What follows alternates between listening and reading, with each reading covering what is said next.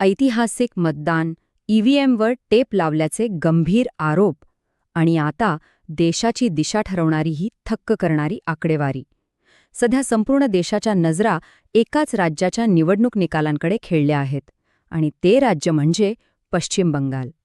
आजच्या या सविस्तर विश्लेषणात आपण पश्चिम बंगालच्या एक्झिट पोल्सचा आणि तिथल्या राजकीय परिस्थितीचा एक अतिशय रंजक आढावा घेणार आहोत. चला तर मग सुरू करूया. आता फक्त हा एक आकडा बघा, 92.88%. हो, बरोबर ऐकलात. पश्चिम बंगालमध्ये पहिल्या टप्प्यातलं मतदान जेव्हा पार पडलं ना, तेव्हा हा नवा ऐतिहासिक विक्रम नोंदवला गेला. आणि विशेष म्हणजे पुढच्या टप्प्यांमध्येही हाच प्रचंडोत्साह पाहायला मिळाला.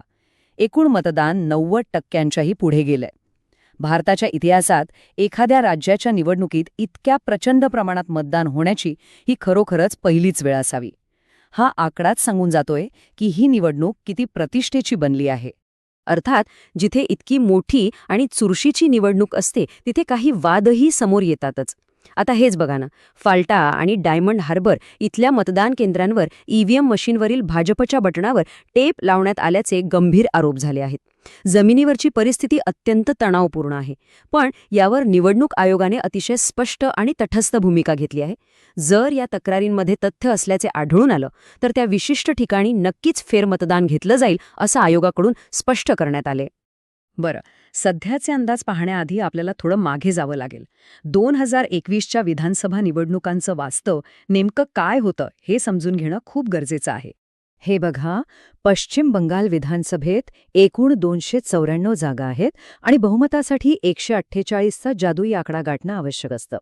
गेल्या वेळी ममता बॅनर्जी यांच्या तृणमूल काँग्रेसने तब्बल 215 जागा जिंकून एक दणदणीत विजय मिळवला होता.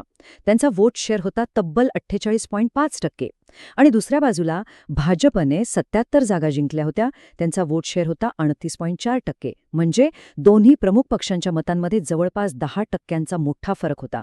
आणि एक धक्कादायक गोष्ट म्हणजे सलग 34 वर्ष या राज्यावर सत्ता गाजवणारे डावे पक्ष आणि काँग्रेस यांना इथे 0 जागा मिळाल्या होत्या, एकदम 0.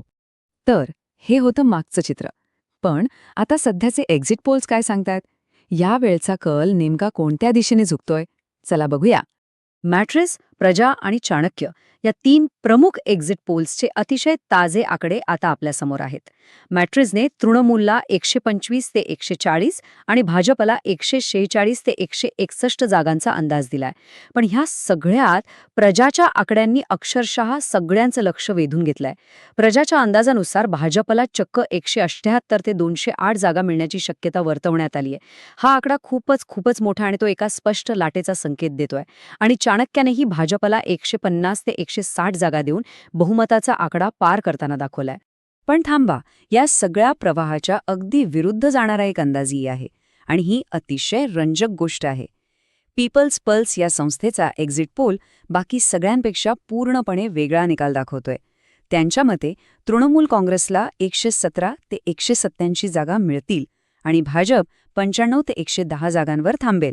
म्हणजेच काय तर या एकमेव पोलनुसार ममता बॅनर्जी यांची सत्ता पुन्हा एकदा अत्यंत भक्कमपणे परत येण्याची दाट शक्यता वर्तवण्यात आली आहे. आता आपण उर्वरित 2 पोल पाहूया, पी-मार्क-क्यू आणि पोल डायरी. पी-मार्क-क्यूने भाजपला 150 ते 175 जागा दिल्या आहेत, तर पोल डायरीने 142 ते 71 जागांचा अंदाज वर्तवला आहे. म्हणजेच आत्तापर्यंतचे आकडे बघितले तर एकंदरीत बहुतांश एक्झिट पोलचा कौल हा एकाच दिशेने झुकताना दिसतोय आणि तो म्हणजे भाजपला मिळणाऱ्या स्पष्ट बहुमताकडे. पण इथे एक अतिशय महत्त्वाचा प्रश्न उभा राहतो. हे सगळे आकडे, हे जे अंदाज आपण आत्ता पाहिले, ते खरंच वास्तवात उतरतील का? की या आकड्यांच्या खेळात काही वेगळीच कथा लपलीये? ह्याच प्रश्नाचं उत्तर शोधण्यासाठी आपल्याला 2021च्या जुन्या अंदाजांचा म्हणजेच एक्झिट पोल्सच्या इतिहासाचा एक फेरफटका मारावा लागेल. जुन्या अंदाजांमधला विरोधाभास ना अक्षरशः थक्क करणार आहे. हे बघा, 2021मध्ये ॲक्सिस माय इंडिया आणि जन की बात यांसारख्या मोठ्या संस्थांनी काय अंदाज दिले होते? जन की बातनी तर चक्क भाजपाला 162 ते 185 जागा मिळतील असं अतिशय ठामपणे सांगितलं होतं. बहुतांश पोल्सनी या दोन्ही पक्षांमध्ये अत्यंत अटीतटीची लढत होईल असं चित्र उभं केलं होतं. पण प्रत्यक्ष निकाल काय लागला? तृणमूल काँग्रेसने तब्बल 215 जागांचा महापूर आणला आणि भाजप फक्त आणि फक्त 77 जागांवर थांबला. याचा सरळ अर्थ काय होतो तर 2021 मध्ये प्रत्येक एक्झिट पोल पूर्णपणे चुकीचा ठरला होता. एवढी मोठी हवा निर्माण होऊनही अंतिम वास्तवाने या सगळ्या अंदाजांना खोटं ठरवलं होतं. हा एक अत्यंत महत्त्वाचा ऐतिहासिक संदर्भ आहे बरं का, जो आपण या क्षणी नक्कीच लक्षात घ्यायला हवा. मग आता प्रश्न उरतो तो म्हणजे अंतिम निकाल काय असेल? चित्र कधी आणि कसं स्पष्ट होणार? इतिहास पुन्हा स्वतःची पुनरावृत्ती करणार की यंदा हे एक्झिट पोल्सचे अंदाज अखेर अचूक ठरणार? पुन्हा एकदा तृणमूल काँग्रेसची सत्ता येणार की बंगालमध्ये पहिल्यांदाच भाजप बाजी मारणार? हा आकड्यांचा खेळ नेमका कोणत्या दिशेने जाईल यावर विचारमंथन नक्की व्हायला हवं. या ऐतिहासिक लढतीबद्दलची आपली मतं आणि प्रत्यक्ष निकालाचे आडाखे खाली कमेंट बॉक्समध्ये नक्की नोंदवले जावेत. या सविस्तर विश्लेषणात सोबत राहिल्याबद्दल खूप खूप धन्यवाद. लवकरच भेटूया अशाच एका नव्या आणि रंजक आढाव्यासह.